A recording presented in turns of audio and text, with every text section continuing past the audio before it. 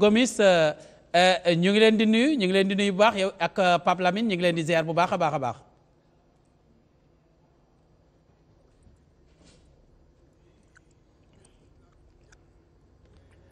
Dama am jafe-jafe dégg Cheikh Tidiane Gomis.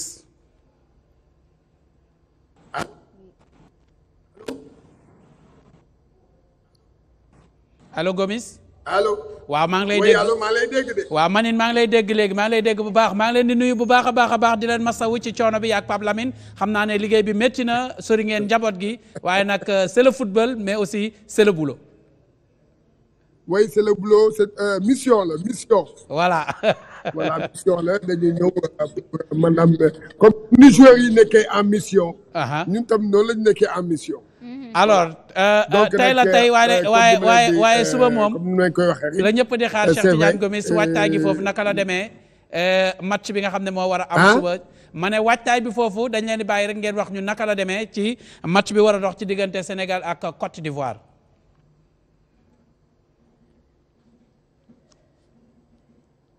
wax ko parce que depuis ñu xam ne que Sénégal Côte d'Ivoire lay joué am na maanaam ñëpp dañoo bëgg a seetaan match bi Ivoiriens yi dafa mel ni dañoo maanaam ñëwaat ci compétition bi là je parle de la mobilisation. mooy supporters yi parce que di def fi loo xam ne depuis 3 jours problème mu billet dafa am. dégg nga xaw ma ndax démb ku xool magazine bi ñu def. di nga gis billets yi am na problème parce que am na ñoo xam ba léegi heure bii may wax ak yow def nañu tour benn rapide tour xool mais point de vente yi mu ngi fees ak ay nit amaguñu billet et côté Sénégal man li ma ci xaw a jaaxal tuuti ou bien tiit tuuti mooy que supporter u Sénégal waa 12e gaynde ñu ci bare amuñu billet pour le moment. ñu koy lijjanti ci loolu te loolu man dama jàpp ne bon. càggante la il faut dire le mot càggante la sciemment pour tout simplement ñoom ñu bare ci stade bi bon loolu dinañ ko xool bu subaa léegi ñu ñëw ci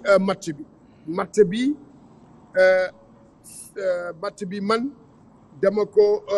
doon xool le côté mental bi ñaari coach yi toogee tey jii di def conférence de presse ku ci nekk dama la xool du ma nag coach mental du ma loolu waaye dama doon xool rek ci ñaari coach yi ñoom ñaar kii di Aliou Cissé ak Hermes Faye di xool ñoom dégg nga est-ce que ils sont prêts mentalement ou bien ndax am na ci ay failles ci côté mental. dégg nga pour xam au juste bon ci bu ñuy xool ci conférence de presse bi bu ñuy xool match bi ci conférence de presse bi pour être honnête Aliou Cissé moo dominé Hermes Faye. loolu mooy match conférence de presse bi. pourquoi ma wax loolu Aliou Cissé bi mu ñëwee ci conférence de presse bi dafa ñëw di ree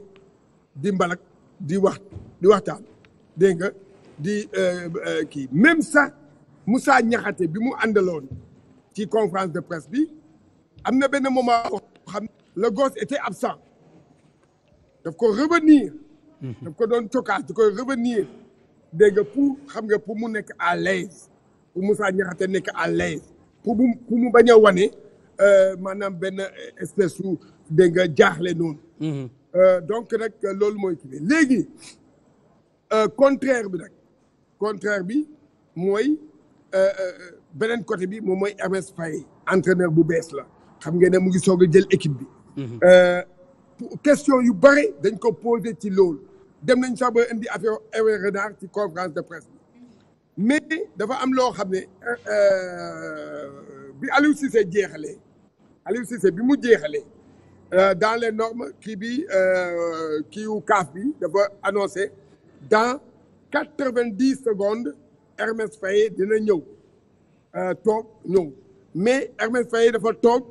10 minutes de retard je dis bien 10 minutes de retard. pour mu mun a ñëw ci conférence de presse bi. bi mu ñëwee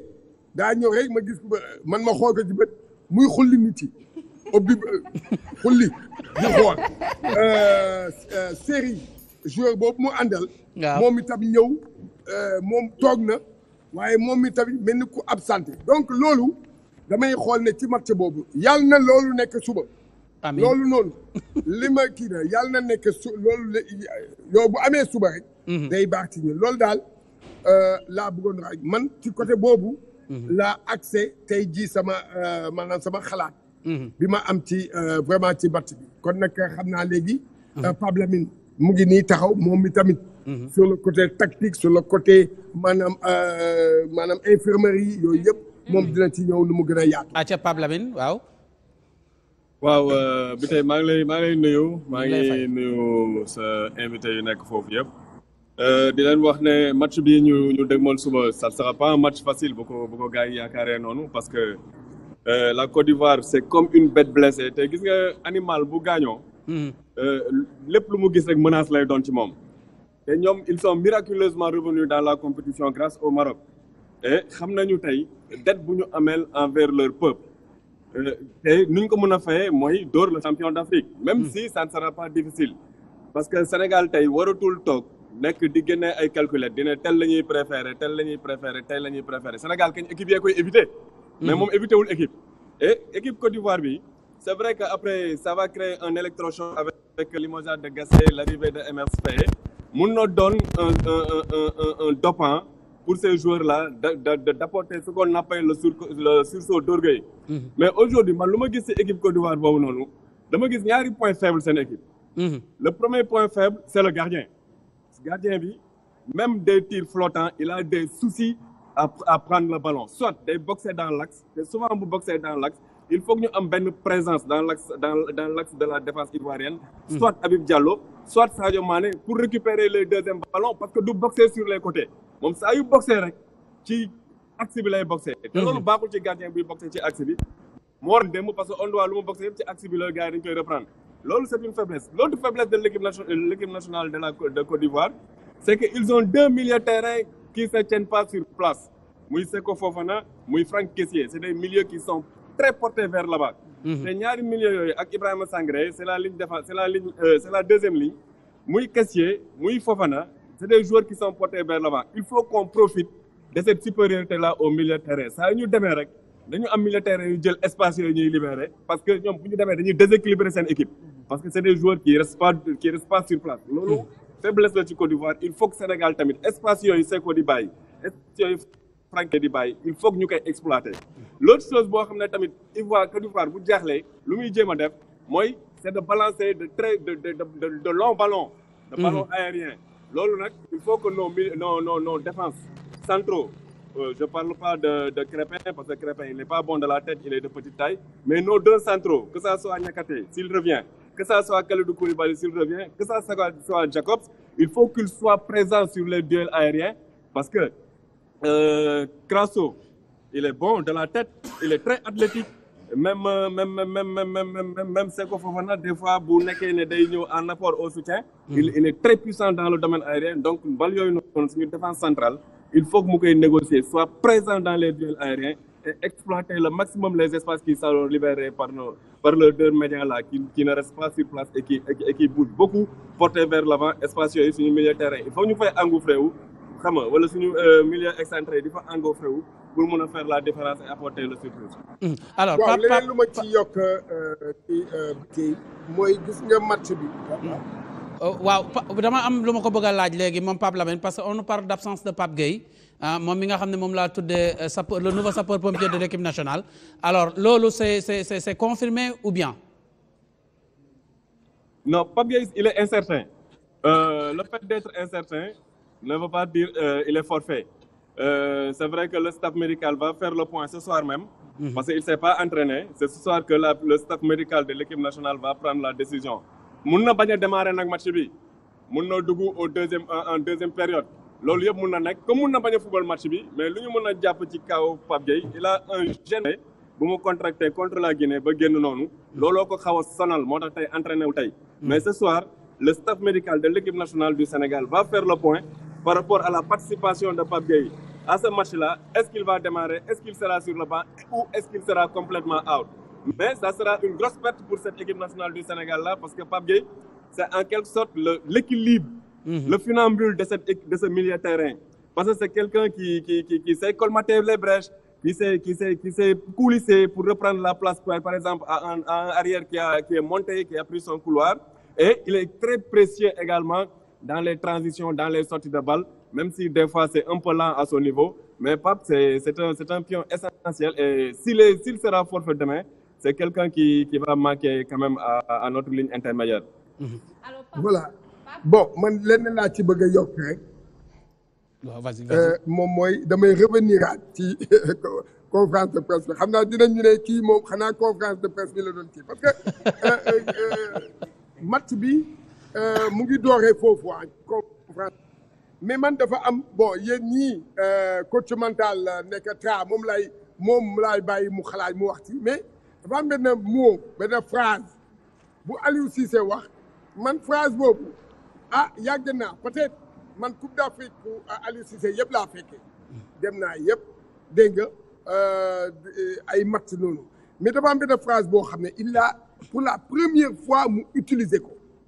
te da ko utiliser ba pare di ree xaw ma nag ba tax dafa ne waaw bu ñu gënee ñu continuer bu ñu gënee ñu jël suñu bagage ñibbi tu as vu xam nga ba di ree man wax boobu parce que Aliou Cissé n'a jamais musul wax ne que bu ñu éliminer non moom il dit toujours on joue pour gagner bon peut-être nag yéen di ngeen mën a analyser loolu xaw ma peut-être ou bien Pape Lamine xaw a décortiquer maanaam mot boobu mais man mot boobu sincèrement daf ma xaw a jaaxal na la daal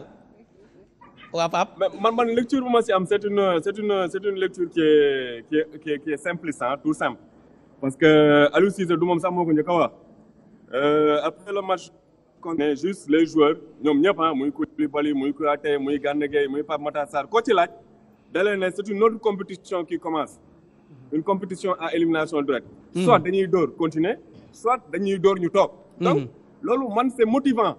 en tant qu'observateur je me dis ils sont conscients du match couperé qu'ils vont disputer contre la Côte d'Ivoire xam nañ bu baax a baax s'ils veulent continuer et l'objectif de départ c'est de conserver le titre c'est d'accrocher une deuxième étoile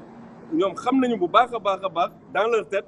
il faudra battre la Côte d'Ivoire pour espérer continuer à caresser le rêve de conserver le deuxième le trophée là et je pense que ça c'est motivant le fait de voir un Aliou Cissé qui parle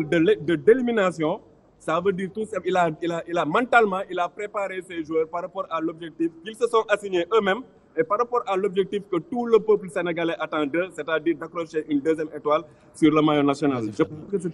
tout bête de sortir un tel mot parce que ça va galvaniser encore sa troupe ça va motiver encore sa troupe et pour pouvoir continuer de caresser ce rêve-là et d'aller le plus loin possible dans cette compétition-là. Pape dama am question concernant ñi nga xam ne ñoo nekkoon infirmerie on a vu aujourd'hui Niakhaté mu ñëw ci point de presse bi mën nañu wax ne kon voilà xel dal na peut-être suba mën na entamer li nga xam ne moo di match bi mais sur le cas de Sabaly est-ce que c'est sûr que voilà moom instant bi il est apte pour jouer li nga xam ne des na ci compétition bi surtout demain. waaw xam nga Niakhaté il a commencé à s'entraîner depuis 48 heures ou 72 heures ça veut dire qu'il s'est rétabli. loolu c'est une bonne nouvelle le fait de venir en conférence de presse rek s'il ne devait pas figurer sur la feuille de match du moom mooy ñëw conférence de presse parce que d'habitude en conférence de presse les joueurs qui viennent c'est sûr que c'est des joueurs qui seront dans le groupe sur la feuille de match donc je pense que Niakhaté il sera opérationnel demain parce qu'il a commencé à s'entraîner depuis 3 jours donc voilà c'est du passé avec Niakhaté mais pour Sabaly son cas est un peu spécifique tey lay doog a reprendre l'entraînement collectif avec le groupe il était toujours en aparté et donc il y a beaucoup de schémas qui ont été travaillés peut-être des schémas qui ont été travaillés en vue de cette rencontre contre la Côte d'Ivoire là et dont Sabaly n'en faisait pas partie donc ça veut dire même s'il est professionnel il sait s'adapter à toutes sortes d'options mais comme il n'a pas préparé le match là avec le groupe qui doit être aligné demain ça sera un peu compliqué pour lui de penser que Sabaly sera demain sur le terrain. Je pense qu'au fil de la compétition, on peut récupérer Sabaly peut-être en quart de finale, peut-être en demi-finale, pour le voir dans le terrain. Et là, dans ce cas, est-ce que Sabaly sera titulaire? N'oubliez pas que Sabaly est absent depuis le 12 septembre dernier, lors de notre match amical contre l'Algérie. Vous nous 1-0 au stade Abdoulaye Wade. Après, il est revenu avec son club Betis. Il n'a même pas duré 35 minutes. Après, il a rechuté. Depuis lors, Sabaly n'a plus tapé dans un ballon. Ça veut dire que du point de vue rythme et intensité, Coupe d'Afrique, n'oubliez pas que la Coupe d'Afrique là, c'est l'une des Coupes d'Afrique les plus relevées de l'histoire de la CAN. Il y a une intensité extraordinaire. Si le joueur n'est pas prêt à 100%, ça risque d'être très difficile pour lui. Il va suivre le matin. Bon voilà, léegi pour dama koy matale rek ci côté Moussa Niakhaté tey question bii nga posé nii posé nañ ko moom ci boppam moom nee na je suis là je suis prêt. moom ci boppam nee na je suis là je suis prêt ci conférence de presse bi kon nag man je dis encore une fois que moom il est parti pour jouer est-ce que c'est parce que tamit am na lu fi xew contre Guinée gis nañu Ablaye Seck dégg nga il a vraiment il a bien gardé la maison dégg nga vraiment joué correctement et dugal but dégg nga bon léegi nag le choix entraîneur bi la. mais Gomis c'est important le choix des hommes voilà suba loolu daf ci am solo lool ci match. Gomis da nga cof benn affaire boo xam ne ni nga ko cofee man neexuma damaa bëgg mu leer parce que mënuma concevoir 12e gaynde dem gunge sunu gaynde yi match suba bi ak ni mu mel nga ne ma ba léegi dañu am na ñoo xam ne dañu am problème am billet la faute à qui parce que loolu pour man sàggante la. waaw mais non mais xam nga CAF premièrement bi cacophonie dafa amoon parce que ñun dañoo tardé woon dégg nga Sénégal dafa tardé woon pour jënd ay billets loolu moo andi woon coow li comment mais bii après daf ko ubbiwaat. CAF daf ko ubbiwaat léegi nag comme que CAF ubbi na ko kon nag léegi soit léegi ñoom ak ñii ñëw ñi doon ñëw di ñëwaat mais ñoom waroon nañu xam ne que supporters ñu ngi ñëw bare nañu ñu ko la mais information bi nga xam ne moom loolu leer na heure bii sànq bi may kii mooy que waa 12e gaynde am na ci ñoo xam ne maanaam billet yi matugul fu mu nekk ni ba heure bii may wax ak yow xaw ma nag mun na am évolution mun na am leneen lu ci am waaye nag loolu am na même tamit les ressortissants sénégalais yi nekk fii à Yamoussoukro mooy 12e gaynde Yamoussoukro démb gis ngeen reportage bi ñuy def dem nañu sur le terrain mais gis nañ dem nañu poste mu nga fees dell dem nañu préfecture mu nga fees dell dem nañu fële ci nga xam ne moom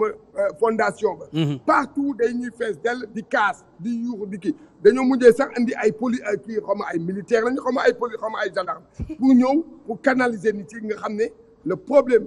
affaire u billet moom maanaam doom bu góor la tey jii heure bii ñuy wax ak yéen peut-être nag mu am évolution. D'accord Gomis